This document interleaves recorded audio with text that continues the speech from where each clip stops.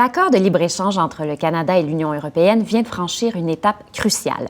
Le 15 février dernier, le traité a été ratifié par le Parlement européen, ce qui veut dire que déjà, dans quelques semaines, une bonne partie du texte pourrait entrer en vigueur, du moins de manière provisoire. L'idée du traité est bien sûr d'accroître l'échange de biens et de services entre le Canada et l'Europe, et ses partisans promettent une foule de répercussions positives pour l'économie des deux régions. Mais le traité fait aussi l'objet de vives contestations. Alors, j'en discute avec Xavier Van Overmeer, qui est avocat en droit des affaires et du commerce international chez Dentons. Vous êtes aussi fellow au Cerium. Bonjour, bienvenue à l'émission. Bonjour, merci de m'avoir invité. C'est un plaisir. Donc, ce traité, on l'appelle le CETA, donc pour Comprehensive Economic and Trade Agreement, ou en français, Accord économique et commercial global. C'est un gros machin. C'est un document qui fait plus de 2000 pages, je crois. C'est quoi les grandes lignes? Qu'est-ce que ça prévoit, en gros, cet accord? Alors écoutez, donc, comme vous l'avez très bien dit, c'est un accord donc, de libre-échange et pour rentrer plus dans la technicité, c'est un accord de libre-échange de deuxième génération. Qu'est-ce que ça veut dire? C'est-à-dire qu'il est excessivement large. Alors c'est-à-dire que, comme vous l'avez précisé tout au début dans votre introduction, il ne touche pas seulement aux produits, il touche également aux services. Ce qui est important puisque ce qui caractérise l'économie européenne et l'économie canadienne, c'est justement le secteur des services. Alors donc on vient éliminer les barrières tarifaires, on vient éliminer les barrières non tarifaires, qu'on connaît un peu moins, les barrières qu'on dit de derrière, qui sont finalement des obstacles que l'on voit moins, comme des barrières tarifaires, par exemple la différence de certification, la différence de standardisation sur certains produits. Vous voyez, ça c'est les barrières dites. Certifier un produit, voilà, au lieu de le certifier une fois en Europe, ensuite une deuxième fois au Canada, on pourrait avoir un processus de certification uniforme pour les deux. Pour le futur, effectivement, ce sera, on va travailler, des comités vont travailler justement pour uniformiser les normes. Et pour les normes, je dirais, présentes et passées, on va avoir un processus de reconnaissance mutuelle qui va être mis en place et qui va pouvoir être demandé par chacune des parties. Alors après, vous rentrez dans cette deuxième partie, les services, la libéralisation des services, parce que pour finalement que la libéralisation des services soit véritablement efficace, il faut aussi prévoir la possibilité pour ceux qui vont bénéficier de cette libéralisation de services, qu'ils puissent venir chez nous.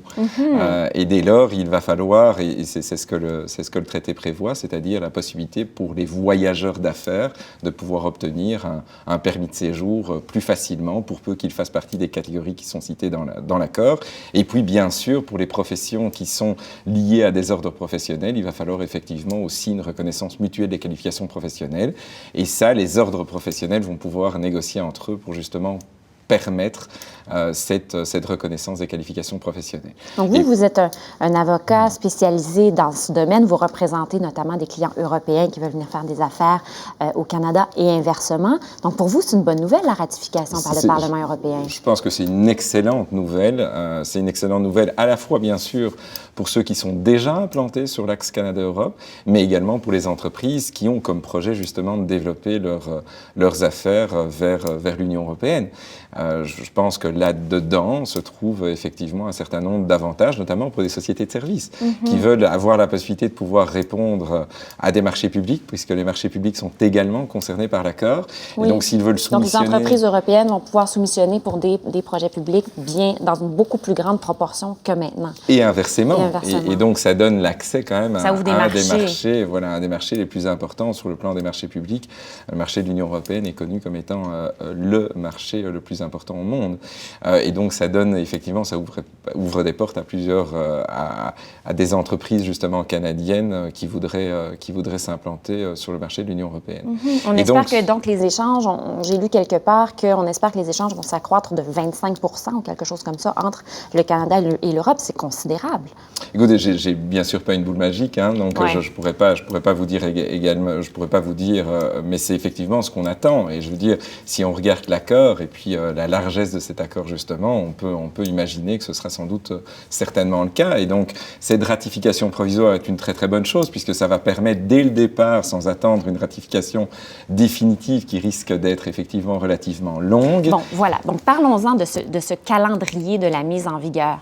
L'accord a été signé fin octobre par le premier ministre canadien, Justin Trudeau, et le président du Conseil européen. On vient de ratifier par le Parlement européen. Les prochaines étapes, quelles sont-elles? Il faut que chacun des parlements dans chacun des pays concernés l'adopte. Alors, je pense que d'abord, il faut se réjouir de la ratification et donc de la mise en vigueur provisoire de l'accord, qui aura lieu dans les prochaines semaines, comme vous l'avez dit. On a parlé du 1er avril côté de l'Union européenne. Donc, ça veut dire 85% du traité qui sera, plus de 85% du traité qui sera appliqué, puisque l'Union européenne, et c'est assez habituel pour l'Union européenne, décide d'une application provisoire pour ce qu'elle a comme compétence exclusive. Donc, le traité porte sur 85 ou 90% sur sa compétence exclusive, et donc elle peut décider, le Conseil, après vote du Parlement, peut décider de mettre en vigueur provisoirement l'accord. Alors après, effectivement, on rentre dans une ronde de ratification par les États, alors avec la précision que c'est 38 parlements qui vont devoir se prononcer, puisque, comme vous savez, dans certains pays, vu que l'autorité centrale, c'est un parlement, parfois bicaméral, donc c'est 2 parlements. Ceci dit, dans certains États, comme la Belgique notamment, ce sont des États fédéraux, et donc il faut également que les entités fédérées se prononcent sur l'accord. Donc ça pourrait prendre des années.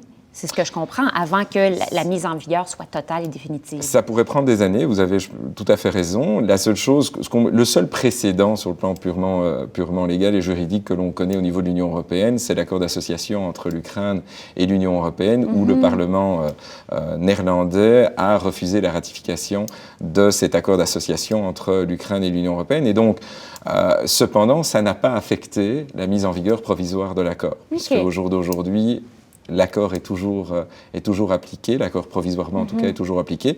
Donc peut-être qu'effectivement, si on a un certain nombre d'obstacles, il va falloir qu'on réfléchisse à la possibilité de venir les contourner et peut-être de faire des modifications sur le texte et de revenir avec un second vote. Donc c'est pour ça que je pense que la diplomatie canadienne doit être tout aussi, comme elle l'a été jusqu'à date, elle doit toujours être très, très, très présente sur le terrain.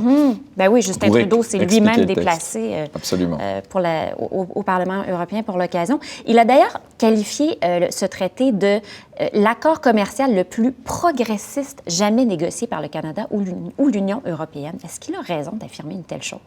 Mais je pense que d'abord, on a des économies qui sont assez semblables. Donc là, on ouvre les portes quand même à un vaste marché, 500 millions de consommateurs. 500 millions de consommateurs, c'est pas rien.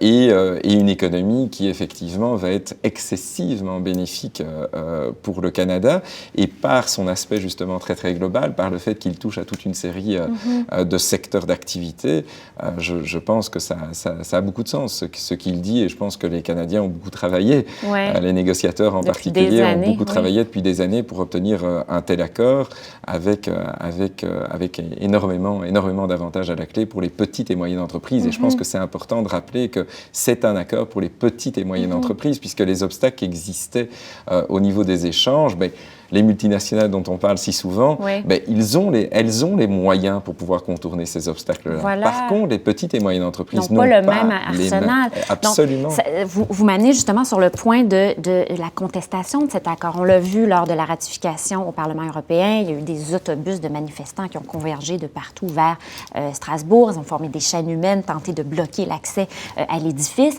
Qu'est-ce que les opposants reprochent à cet accord-là?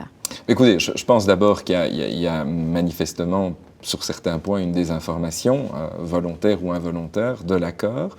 Je pense que ce qui fait la une des journaux, c'est bien sûr le fait que l'AECG, on a dit que l'AECG allait, entre parenthèses, museler les États, c'est-à-dire ne plus permettre aux États de pouvoir réglementés, principalement dans la poursuite de leurs objectifs légitimes de politique publique. Protection de la santé, de l'environnement, voilà, etc. Absolument. Et donc, la peur que des normes, finalement, que les États ne puissent pas prendre les normes de protection de la santé ou de sécurité publique parce qu'ils risqueraient de se faire assigner, de se faire poursuivre par des investisseurs. Et dans cet éventuel tribunal d'arbitrage international qui sera mis sur pied si l'accord entre en vigueur de façon définitive.